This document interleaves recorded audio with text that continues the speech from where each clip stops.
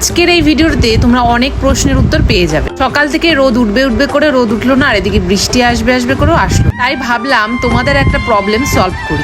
অনেকে এই বেড কভারটা কেনার পরে আমাকে কমেন্ট করেছো, অনেকে প্রচুর লিঙ্ক চেয়েছো, আমি সবাইকে দিয়েছি, ইনস্টাগ্রাম, ফেসবুক, সকলকে। তো একজন বোন আমাকে কমেন্ট করেছে কোয়ালিটি কেমন। আমি তাকে বলেছিলাম যতক্ষণ না আমি ধোবো সেই জিনিসটার কোয়ালিটি তো আমি তোমাকে বলতে পারছি না, এমনি তো আমার ভালোই লেগেছে। সেটারই উত্তর আজকে দেবো একদম লাস্টে। তো ফার্স্টেই বলি, এই যে ভিটামিন সি সিরাম, এদিন একটা ভিডিও পোস্ট করেছিলাম ভিটামিন সি সিরাম ইউজ করে আমি রান্নাঘরে যাচ্ছি। দেখো, এটা একটা নর্মাল ব্যাপার, সব স্কিনে সবার ট্রিটমেন্ট এক নয়। আমার নর্মাল টু ড্রাই স্কিন, আমি ব্রাইটনিং এর জন্য ভিটামিন সি সিরাম আর সাথে সানস্ক্রিন ইউজ করি। এটা সেন্সিটিভ স্কিনের যারা, তারা কিন্তু কখনোই ইউজ করতে পারবে না। আর যদি প্রবলেম হতো তাহলে আমার এতদিনে প্রবলেম হয়ে যেত।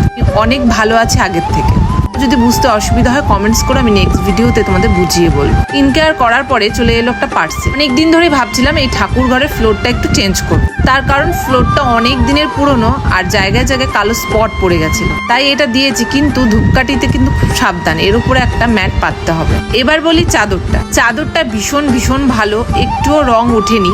তার আগে কিন্তু একটা ছোট্ট টিপস আমি ব্যবহার করছি, সেটা হচ্ছে নুন জলে আমি কিছুক্ষণ ভিজিয়ে রেখেছিলাম, আধা ঘন্টা 1 ঘন্টার মতো ভিজিয়ে রেখে তারপরে কিন্তু আমি বেড কাভারটাকে নর্মাল সার্ফ দিয়ে ভিজিয়ে রেখেছিলাম। তারপরে এটা কেচে দিয়েছি, একটুও রং ওঠেনি। হাতে যেহেতু সময় ছিল না তাই ভিডিও করতে পারি।